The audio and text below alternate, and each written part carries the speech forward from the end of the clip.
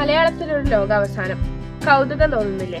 അതെ, തന്റെ 17-ാം വയസ്സിൽ സമൂഹ മാധ്യമങ്ങളിലൂടെയാണ് അഖിൽ പി ധർമ്മജൻ ആദ്യമായി ഈ കഥ എഴുതുന്നത്.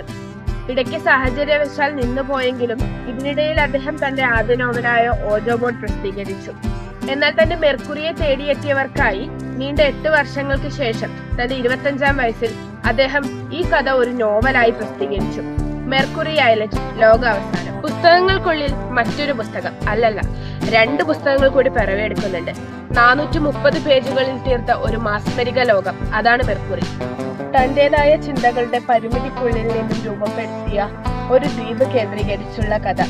ഒരുപാടൊന്നുമില്ലെങ്കിലും വായിച്ചതിൽ ഏറെ ഇഷ്ടപ്പെട്ട് യാത്ര ചെയ്ത ഒന്നാണ് മെർക്കുറി. ഓരോ അധ്യായവും അതീവ ശ്രദ്ധയോടെയും താല്പര്യത്തോടെയുമാണ് വായിച്ചു തീർത്തത്.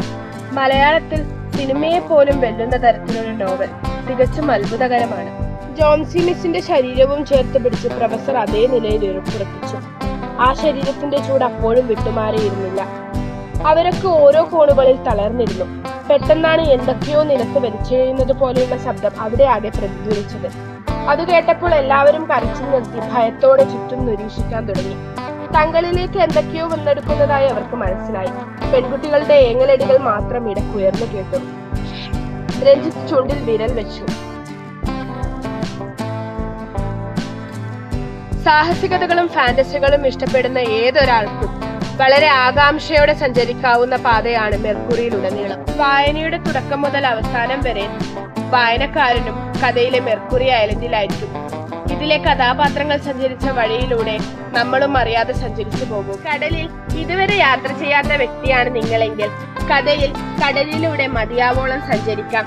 ചുഴികളെ ബുദ്ധിപരമായും പുസ്തകത്തിന്റെ സഹായത്താൽ നേരിട്ടും വെള്ളച്ചാട്ടത്തിന്റെ ഉയരങ്ങളിൽ നിന്ന് കുതിച്ചു ചാടിയും പാമ്പുകളെയും ഭീകരമൃഗങ്ങളെയും നേരിട്ട് മഞ്ഞുമഴ നനഞ്ഞും വനത്തിൽ അന്തിയുറങ്ങിയും അങ്ങനെ പലതും.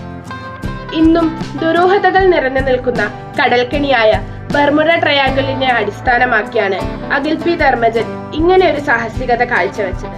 യാദൃശ്ചികമായി കൈവന്നു ചേർന്ന ഒരു പുസ്തകം. ആ പുസ്തകത്തിന്റെ നിഗൂഢതകൾ തേടിയുള്ള യാത്രയിലാണ് പ്രൊഫസർ നിക്കോൾസൺ. അദ്ദേഹത്തിന്റെ കൂടെ അറിയാതെ വന്നു ചേരുന്ന 12 പേർ. ലോകത്തെ ഒരു ദുരന്തത്തിൽ നിന്ന് രക്ഷിക്കാൻ വിധിക്കപ്പെട്ടവർ. അവരുടെ കഥയാണിത്. അവർ യാത്രാമധ്യേ നേരിടേണ്ടി വന്ന കൊടും യാതനകളുടെ കഥ. മെർക്കുറി ഐലൻഡ് ലോകാവസാനം.